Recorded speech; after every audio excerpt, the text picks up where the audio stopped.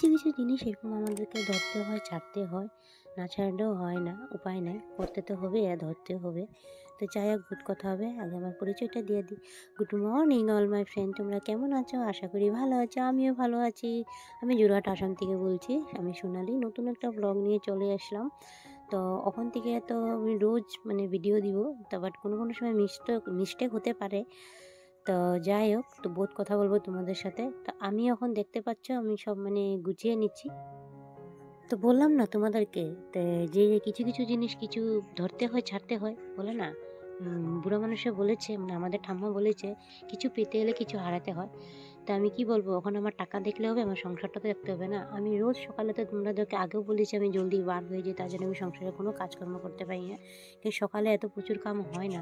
এক রান্না বাড়া, সকালে রুটি চা করা, তোমাদের দাদাভাইকে টিফিন করা, ছেলেকে রুটি চা করে খাইয়ে দিয়ে পাঠানো, আর ঘর পরিপাটি করে আর একটা ডিউটি জয়েন করা কতটা স্বাভাবিক মনে হচ্ছে তোমাদের?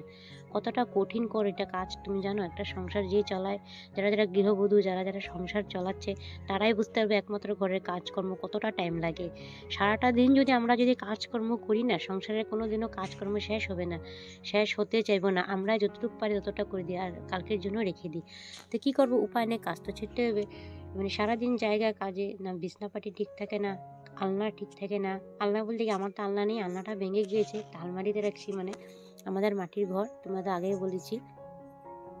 কাঁচা ঘরে তো জানোই আলনা গুনে ধরে যে কাটে খেয়ে নেয়, পোকায় খেয়ে নেয়। তার জন্য আমি এই আলমারিটাতে রেখেছি সব পরা কাপড়গুলি। আর বেশিরভাগ আমার সালোয়ার কামিজে, আর এখানে আমার নাইটি, স্যুট এগুলো আছে আরও। আর তোমাদের দাদা ভাইয়ের ড্রেস আছে, আমার ছেলেটার ড্রেস উপরে রেখেছি। আমি এখানে রাখিনি, ও গরম হয়ে যায় এখানে রাখলে, তার জন্য। তো তোমাদের সাথে কথা বলতে বলতে আমি দেখতে পাচ্ছ কাপড়গুলো গুছিয়ে নিচ্ছি। এক জায়গায় প্লাজো রেখেছি, এক জায়গায় লেগিংস রেখেছি, এক জায়গায় কুর্তি রেখেছি।